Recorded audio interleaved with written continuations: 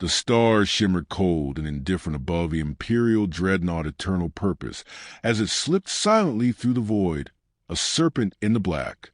Within its armored belly, a dozen human girls sat in a locked chamber, wrists bound, expressions taut with disbelief and defiance.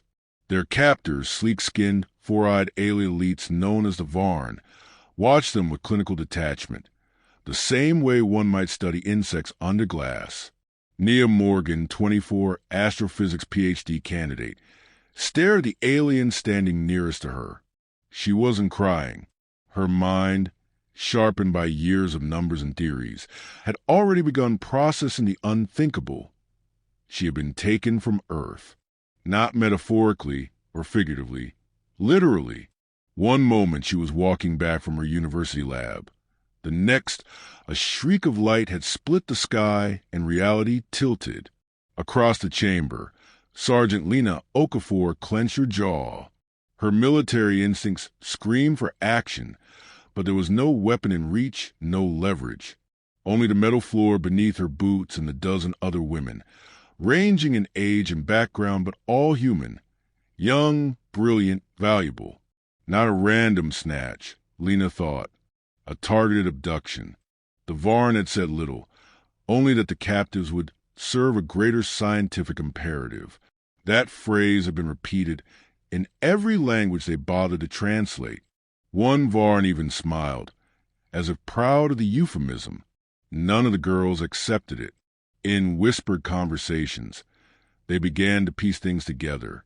The ship was headed deep into Varn territory, and based on what little they overheard, Earth had no idea this had happened. They were alone, not lost, taken, and someone, somewhere, would pay for it. The Empire saw them differently.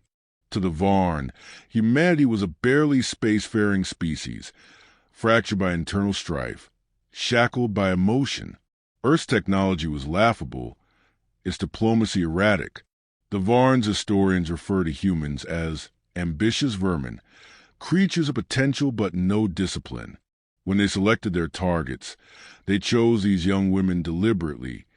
Promising minds, military potential, high-value breeding stock. Assets, nothing more. But assets fight back. During a medical examination, if one could call it that, Nia stole a shard of brittle crystal from a diagnostic console. She'd seen how the alien interfaces pulse in sequences, reactive to touch and thought. Crude as it was, the shard let her tap into a fiber bundle tucked beneath her restraint chair. She wasn't a hacker, but code was just language, and she spoke mathematics like a poet. By the time the guards noticed a flicker in the ship's subnode, it was too late. A signal had gone out, a thin, silent scream, buried under data noise, bouncing off dark matter relays in the direction of Earth. A pulse of defiance wrapped in numbers. The response wouldn't come quickly, if at all. Still, something changed. The guard became more aggressive, more alert. Interrogations intensified. One girl, Mari Tanaka, 17, a robotics prodigy, was taken and didn't return for 2 sleep cycles. When she was finally brought back, her eyes were glassy, her voice cracked. She said nothing, only curled up on the floor beside Lena and shook through the night. That was the tipping point. "They don't think we matter," Nia whispered to the group later. "That's their mistake." On Earth, in a government war room deep beneath Geneva, a cluster of generals, scientists, and politicians stared at a screen filled with alien glyphs. The signal had arrived, a digital fingerprint unlike any they'd seen, but it contained a structure. Embedded within the stream were coordinates, frequency modulations, and a simple, chilling message. "We are taken. They are not gods. Tell them we are not theirs." The response was immediate. National borders blurred overnight. The United Nations called an emergency session. Superpowers that had weeks earlier been arguing over trade rights suddenly aligned with grim purpose. The Human Defense and Offense Coalition was born that day, silent, global, and absolute, back aboard the Eternal Purpose, Nia felt the shift in the air. She didn't know whether the signal had worked, but her gut told her the universe had just tilted. Hope, once impossible, now flickered like distant stars. The Varn, confident in their superiority, didn't notice the slow burn of rebellion building among their captives. They were blind to subtlety, deaf to resolve, until one night, Lena stood and looked one of the guards in the eye. "You should let us go," she said calmly, "or our people will burn your empire down around your pretty blue heads." The guard tilted his elongated skull, amused. "Your people? You're primitives. You can't even reach past your own moon without falling apart." Lena's smile was thin, dangerous. "Then you've already lost." The girls weren't warriors, not yet, but they were sparks. And Earth was dry timber waiting for flame. In the galactic dark, a quiet war had already begun. The air in the operations chamber was thick with urgency. Screens flickered with overlapping data.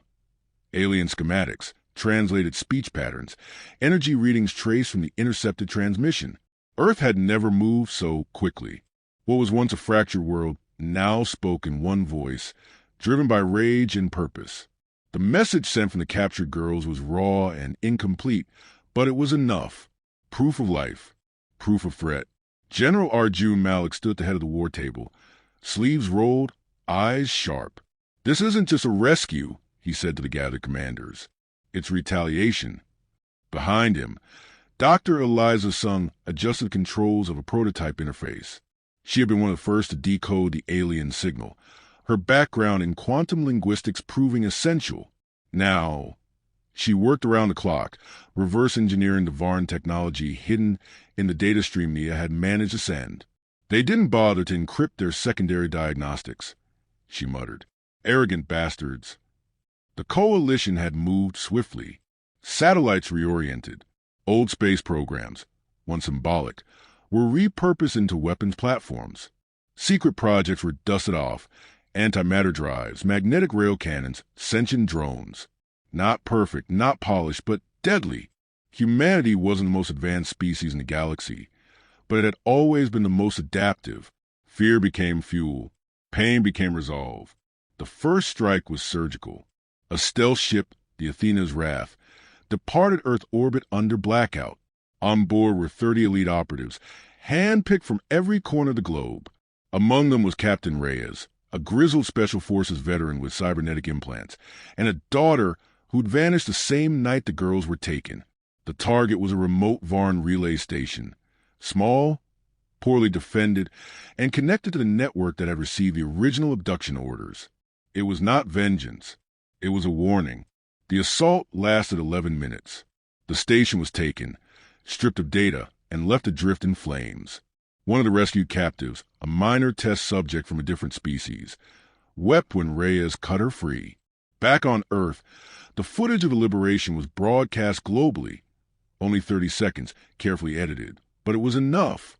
The world saw the inside of an alien lab. Girls suspended in stasis, incisions across their skin, metal devices implanted at the base of their necks. The Varn weren't scientists. They were butchers. Outrage erupted across every time zone. Protests surged, not in fury at governments, but in demand for unity. Do more. Strike back. Find them. The Varn Empire, hundreds of light years away, reacted slowly. Their bureaucracy was bloated, their arrogance absolute. The loss of the relay station was labeled sabotage by a rogue element. Earth was still considered a low-threat zone, a minor annoyance. Ambassador Terzel of the Varn Senate stood before his council, voice smooth, dismissive. Humanity is chaotic, emotional, and technologically inferior. Their retaliation is nothing more than a wounded animal's bite. Painful, perhaps. Insignificant, certainly. But not all agreed. Lord Commander Viral, a strategist of significant rank, tapped at a hologram displaying the wreckage of the relay station. They moved faster than predicted, coordinated, effective. This is not typical prey behavior. He was ignored. Back on Earth, the coalition expanded. Governments poured resources into the HDOC, Human defense and offense coalition. New departments formed overnight. Civilians were trained in crisis protocols. Hackers turned into cyber commandos. Factories converted to fabricate interstellar armor plating and plasma weapons. Satellites were turned into kill switches. And still, no word came from the captured girls. Inside the eternal purpose, time stretched painfully. Nia was thinner now, cheeks hollow, but her eyes burned brighter. Lena's knuckles were raw from fights she couldn't win, but she kept her spine straight. They had not broken. If anything, the silence made them stronger. One night cycle, a new guard approached. A younger Varn, less cruel than the others. He dropped a food tray and lingered.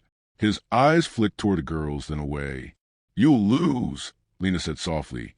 "You don't see it yet, but we've already changed the rules." The young guard didn't respond, but he left the door slightly ajar. Elsewhere, in a Varn command ship orbiting a minor moon, alarms blared.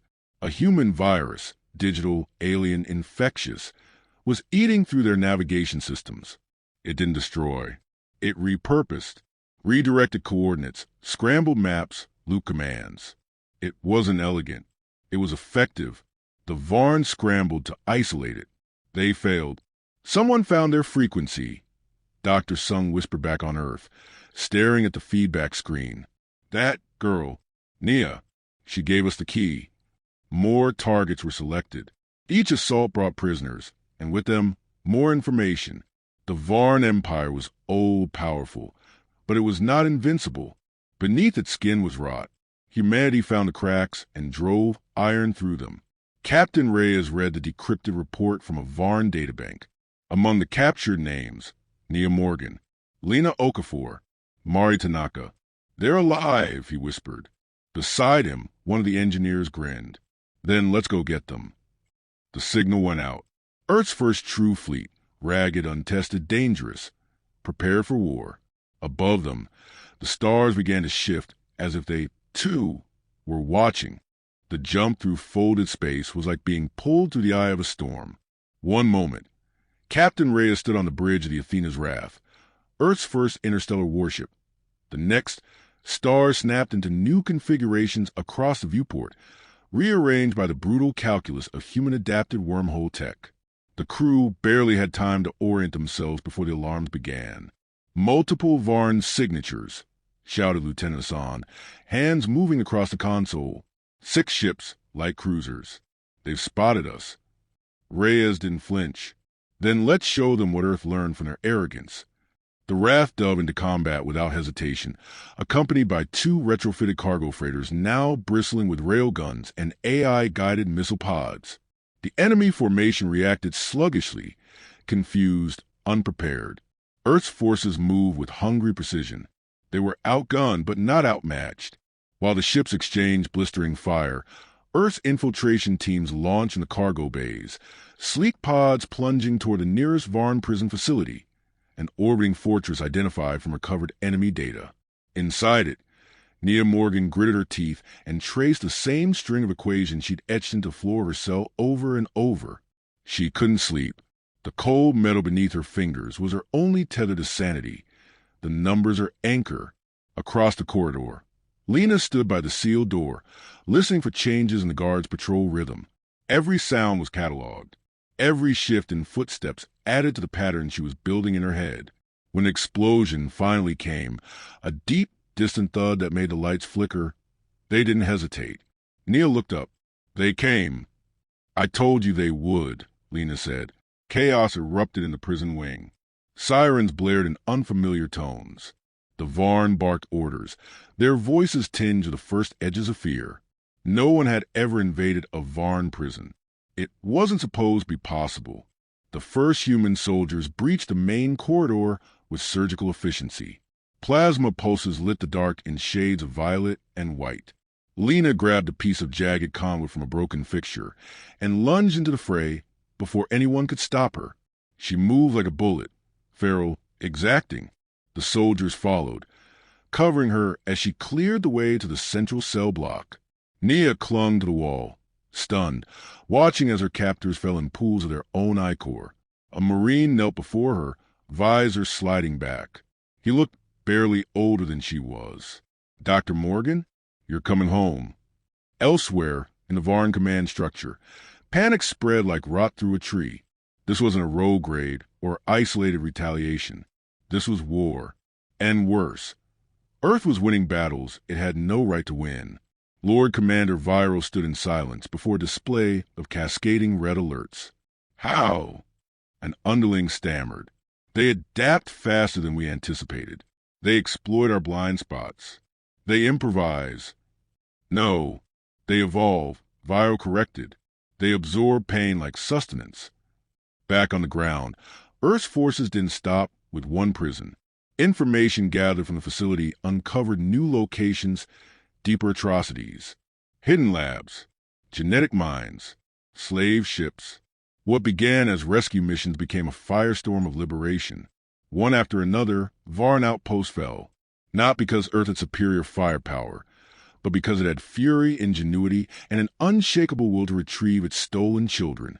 On board the human flagship Resolute Dawn, Admiral Ileana Ching stood before her war council. Her expression was calm, eyes sharp as glass. "They're starting to break," she said. "They still outnumber us," one officer warned. "They thought numbers would win them a war," Chung replied. "But we're not fighting for conquest. We're fighting for people. That makes us something they'll never understand." As Earth's influence spread through enemy territory, something unexpected occurred. Other species, oppressed by the Empire for generations, began to rise, not all with weapons, some with silence, refusing orders, sabotaging systems, sending coded messages to Earth's fleets. In the prison ships, whispers turned into shouts. Across the sectors, a phrase repeated, carried through alien comms, etched into ship hulls, painted on broken walls. "We are not yours."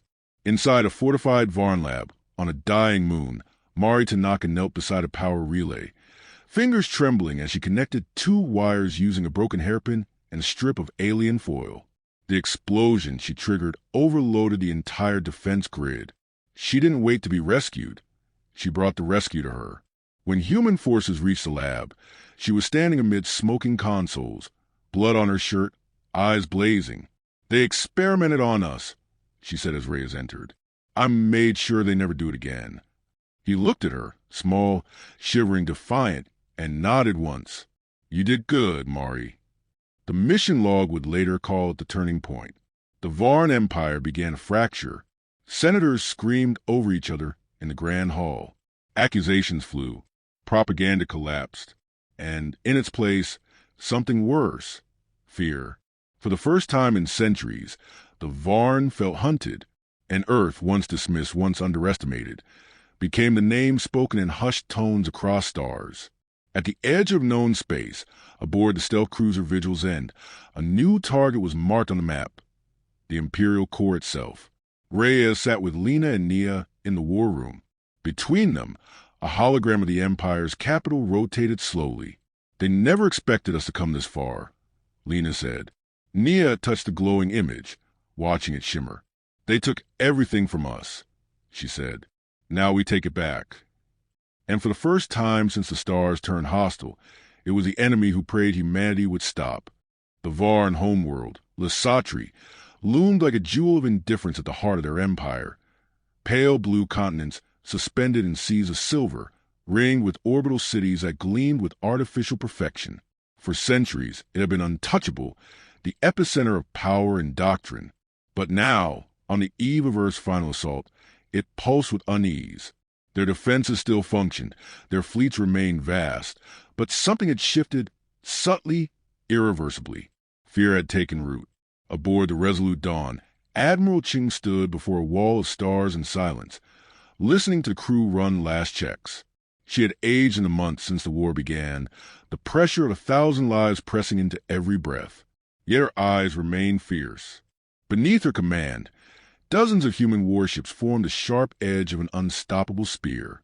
"We didn't come here to burn," she said, voice steady over fleet-wide comms. "We came to end this. For the ones they stole. For the ones they broke. For the future we choose to build." In the hangar bay of the stealth destroyer Vigil's End, Lena Okafor tightened the harness on her drop armor. The metal shell bore scars from half a dozen raids, but it moved with her now like second skin. Across from her, Nia adjusted her neural interface. She wasn't a soldier, but she had become something else, an architect of chaos, able to override alien systems mid-battle with a thought. Mari, helmet under one arm, ran a final diagnostic on a guided drone nestled in her backpack. She'd modified it herself, welding VAR and human tech into something leaner, smarter, meaner. Her voice was quiet but calm. One chance. Lena met her gaze. One is all we'll need. The operation was brutal in its elegance. Human ships attacked Lesatri's perimeter stations first, not to destroy them, but to overload their emergency response systems, forcing the defense AI to reroute and stall. While the Varn scrambled to contain phantom threats, insertion teams punched through blind spots opened by Nia's virus cascade. Mari's drones ran interference on orbital sensors, each one a ghostly decoy. Lena's unit dropped directly onto the Imperial Citadel, a spiraling monolith that housed the Senate, the archives, and the genetic vaults. Earth's intelligence suggested the facility still held human captives, unconfirmed survivors of early abductions, now seen as obsolete experiments by the Varn elite. Inside, the architecture was blindingly white, sterile, inhuman. Varn guards fired in disciplined bursts, but they were no longer the silent, aloof masters of before.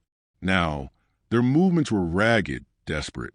Lena fought like vengeance incarnate, her squad flanking and falling with fluid precision. Nia stayed behind their line, fingers dancing across her portable console, bypassing layers of Varn encryption, as if it were a child's lockbox. "There," she said finally. "Lower vault. Sublevel C. I'm opening the path." They moved without hesitation. In the vault, rows of stasis chambers blinked with life. Dozens of humans, some young, some older than expected, floated in frozen stillness. Signs of experimentation marked their bodies. The horror was quiet, clinical. Mari walked to the nearest console and slammed her fist against it. No more. She overrode the protocols one by one, flooding the room with warmth and air. As the chambers opened, groans and gasps echoed across the vault. Lena looked to Reyes, who had joined their advance from a side route, blood streaking his armor. Extraction window? 15 minutes. No more. The order went out. A med-evac ship broke through Lesatri's cloud barrier with a scream, its hull scorched but intact. Rescue pods surged down through a storm of Varn fire. The children of Earth, forgotten by their captors, remembered by their people, were lifted into the arms of soldiers who had crossed the stars for them. But it wasn't enough. Not yet. Deep beneath the Citadel, Nia found the central server, a living core, half organic, pulsing with the memories of 1,000 years of Imperial order. The Varn believed in legacy, in permanence, and that would be their undoing. "This is their command nexus," Nia said. "If I bring this down, the whole structure, command lines, propaganda feeds, genetic registries, it all collapses." Mari hesitated. "Do we copy the data first?" Nia shook her head. "We're not here to preserve them. We're here to finish this." Reyes gave a single nod. "Do it." She input the final sequence. Lights dimmed. The server core screamed. A sound felt more than heard. Across the planet, systems failed. Holograms shattered. Archives blinked into oblivion. The Empire's perfect memory dissolved in seconds. And still, Earth's fleet held the skies. A final transmission was broadcast before the human ships withdrew, spoken not by a general, but by Lena herself. "To the people of the Varn Empire, you stole our children. You dissected our bodies. You believed us weak because we felt pain. But pain is not weakness. It is a promise. We do not forget. We do not forgive. And we will never be yours." When the last of the ships jumped, leaving Lesatri behind, the surface was still burning. Not from bombs, but from inside, from fractures, riots, rebellion seeded in the wake of the assault. Other species rose. Chains fell. The Varn Empire, ancient and proud, began to crumble. Not with a roar, but with 1,000 voices whispering Enough. Back aboard the Resolute Dawn, Lena stood beside Nia and Mari, watching the stars. "We came to rescue," Nia said, "but we started a revolution." Mari smiled faintly. "We were supposed to be their specimens." "They should have picked someone else," Lena murmured, "because they took the wrong girls." In the silence of space, Earth's fleet turned homeward, victorious, changed, and no longer afraid.